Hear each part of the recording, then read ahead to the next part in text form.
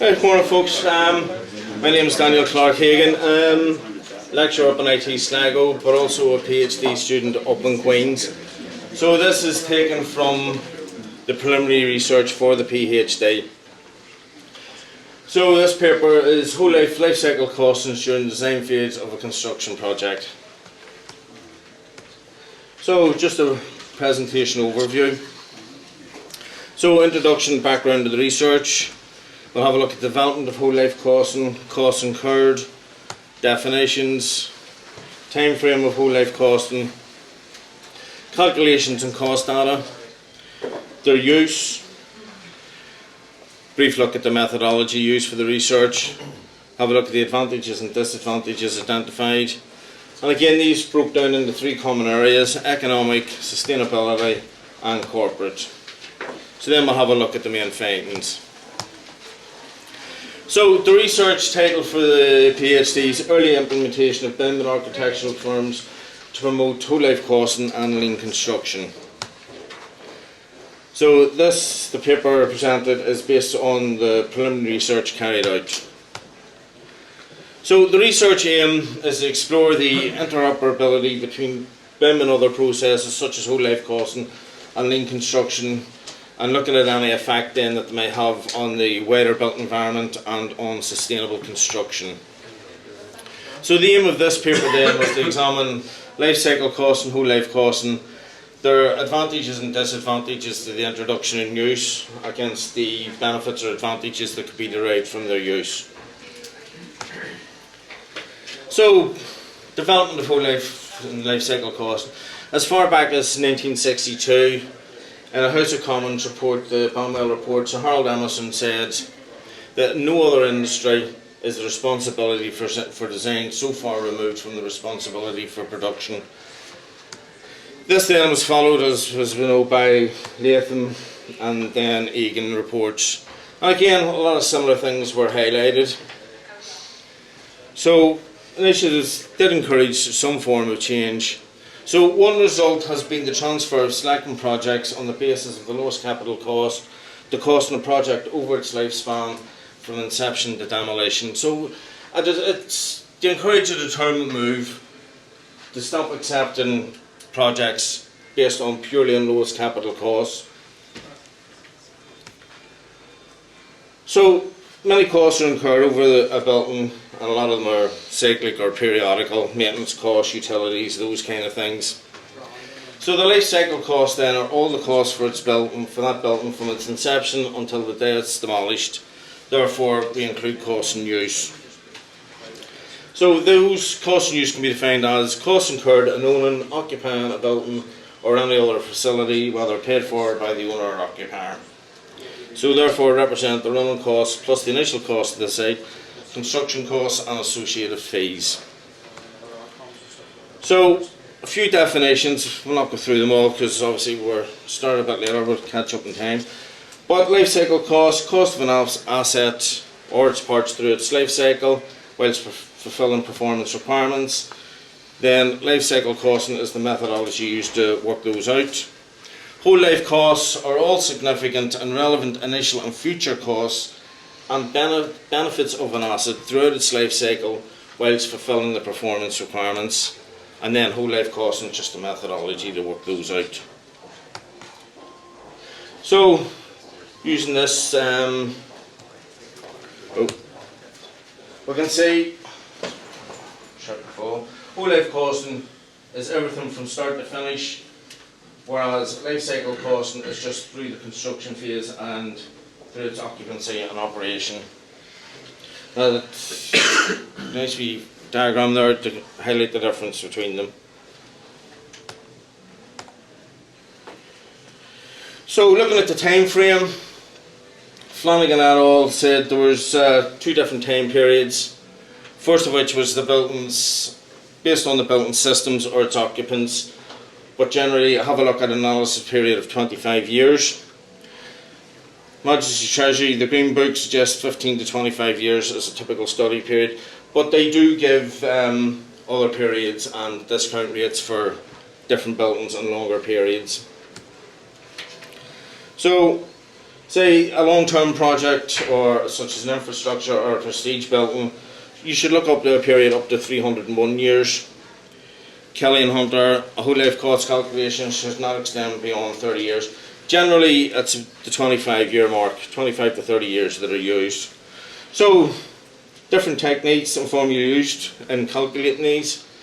Discounted payback, net present value, internal rate of return, or minimum rate of internal rate of return, your equivalent annual equivalent value, or equal equivalent annual worth, single present value, uniform present value, but generally net present value would be the most common to be used. It's where all future options are brought back to a single net present value. So net present value used with the discounted cash flow analysis.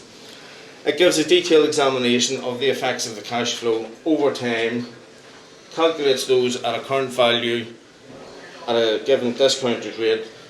So you can take two different options, bring them back to two values that can be compared.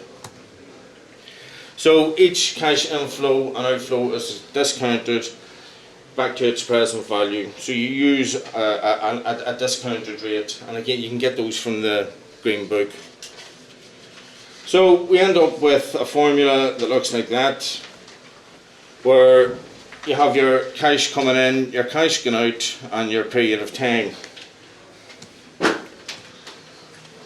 So it can be brought down to that. That's the most simple form of doing it. So you can find definitions for future costs in 1566 BSI. So again, you can find your discount rates in the Treasury Green Book. So then, but you have to remember any residual value such as salvage value, or if it's a piece of plant and you're going to sell it on, you have to remember to deduct those then from your future costs. So that's cash coming in. So whatever method of calculation is used, the basic objective then, it's to produce definitive answers. It's to give you a better idea of how to make a decision on the options that you're considering. So calculations, the data for the calculations come from a variety of sources. You have your pricing books such as Spons, you can have your own historical data, or consultants. So it's an iterative process. In other words, you can do the calculations a number of times. So you do it as many times as you need, but part of the problem is some assumptions may have to be made if early data isn't available, and this is one of the drawbacks of them. So you take it through define your problem, develop your models, step 3, perform your calculations, have a look at your sensitivity analysis, and then interpret the results. Once you interpret the results, you make your decision. Or you can redo it again using different costs, different discount rates. So the focus of whole life cost should then be, if possible, at the feasibility stage, because that's when they're of their most value, when you're looking at the financial viability. So 5 basic steps put forward by the RICS. So identify the project's objectives. What are the options and constraints imposed? So establish your basic assumptions. Compile your data. Discount cash flows to a comparable time base. And then calculate your total life costs, compare options, and make your decisions. So again, we have taken through, it's not just pre-project, you can start pre-project, that's the ideal time to start it. But again, as the project progresses, you can still carry out these calculations. And then once the project's over, you do a post-project evaluation. Were your calculations correct? Are there differences? What can you do better for the next set of calculations for the next project? So it allows the comparisons to be made between project options. Again, especially those that are going to have different cash flows or time frames. So any of the analysis undertaken should take into account all the factors through the serviceable life of the building, what was the client's brief? What are the project specifics? What are the life performance of components within the building? So it should be used as a constituent part in the investment appraisal process. So the process is used to make decisions on capital investment for proposed projects. So it can be used to balance the construction and maintenance costs. What are the anticipated needs of the building? What do the end users require? And what are your possible rental values? So research then led to developing a technique whereby the capital costs in acquiring an asset could be compared with the cost in use and the maintenance costs over the lifespan of the asset.